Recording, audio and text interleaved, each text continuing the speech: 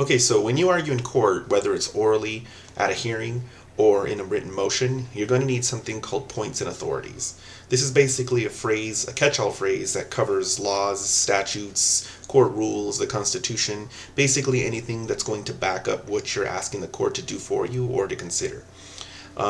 This video is going to hopefully help point you in the right direction. For me, I didn't even know that any of this stuff mattered. I just basically thought you show up to court and you tell the judge your piece and he makes a decision and hopefully it's in your favor. This is kind of how things tend to go, like in small claims matters, or maybe like if you got a traffic ticket. Not to say that you can't really use the law in those cases, because you can and you should, especially once you figure out how to do it. So I'm not going to go into specifics right now when it comes to even child custody. I'm just going to go into basically all of the different types of authorities that I've encountered, and there may be more out there. But let's just start with the Nevada Revised Statutes. That's the state law. There's the municipal code, which is going to be pretty much for every city within the state. For example, the Reno Municipal Code or the Las Vegas Municipal Code. There's the county code, for example, the Washoe County Code or the Clark County Code. I haven't actually used that before, but I do know it's out there. There are federal statutes, the United States Code. I've never used them before in any of my cases, but I do know that there are a whole lot of federal statutes, and they don't always preempt state law.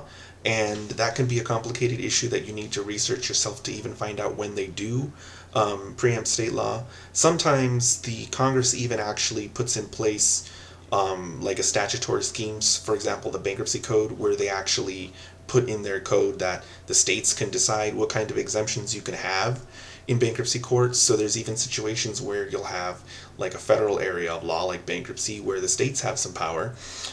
Finally, there's something called case law, which is created when an appeal is completed and the appellate authority that's handling that appeal decides that it would be beneficial to the state and the judiciary to publish it.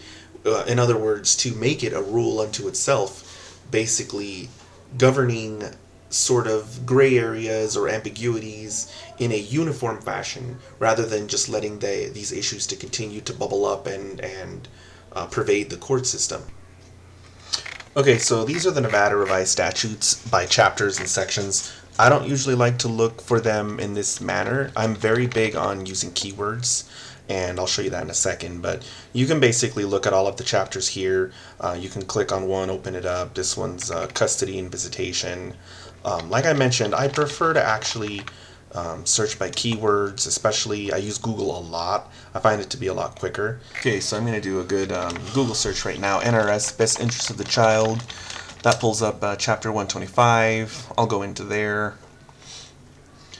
You can find Best Interest of the Child manually, or you can use Control F to just search for text. It's a lot quicker.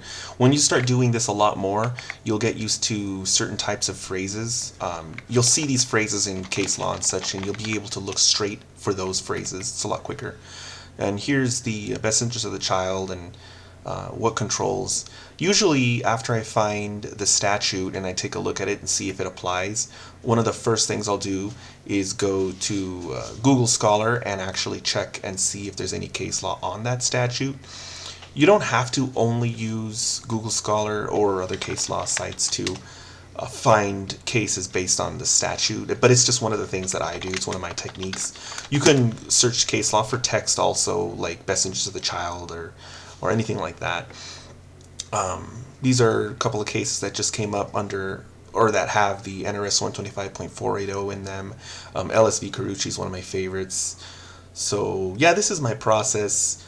Court rules, I'm not going to go into right now. Those don't usually cover the way your case is going to go according to what the subject is. Those tend to cover, and this is just a pattern I've noticed, I'm not saying this is how it works. I've noticed that court rules cover things like how to serve people, when you can serve them, the types of instruments you can use, like discovery tools. There's interrogatories and requests for admissions, and they tend to be more about mechanisms that you can use and how to use them and the deadlines for using them, and more of the general court process than when it comes to your rights versus best interest of the child standard and things like that. Taking a look right here under Rule 6E is one of the popular court rules that gets used a lot. It covers 3 extra days for mailing. What I mean by that is there's a bunch of court rules out there that have deadlines, and the NRCP 6E just gives you an extra 3 days anytime the deadline is based on you being served, and you were served through the mail or electronically or something like that. The good ideas as to when to look at court rules is whenever you have certain questions such as I have a hearing. Do I have to give my ex copies of everything I'm going to use at the hearing? That's a good question. That's probably in the court rules. Track it down. Somebody just served an opposition on me. Can I file something, in response to that? It's actually called a reply. It's in the district court rules. And how many days do you have? You should check the district court rules.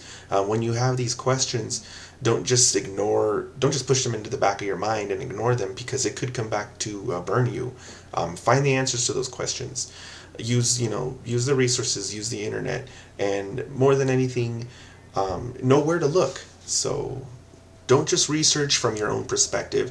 Don't just research in support of your case. You should also go out and put yourself in your adversary's shoes and research against yourself. This is gonna, this could prevent you from being blindsided.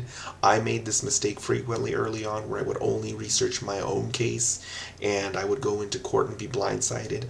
Also, make sure you are carefully reading the statutes and the case law. One of the mistakes I made early on was I would read something in a way that was beneficial to me, lose, and then afterwards when I reread it, I'd be like, wait a minute, I completely read that wrong. That's not in my favor. I don't know if that's something that just anyone would do when they're sort of going into this the first time, but just definitely a heads up to you.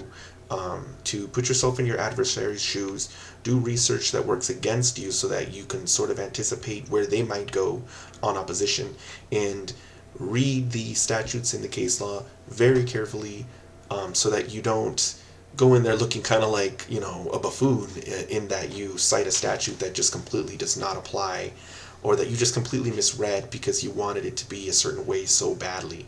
And with that, I'm going to end this video.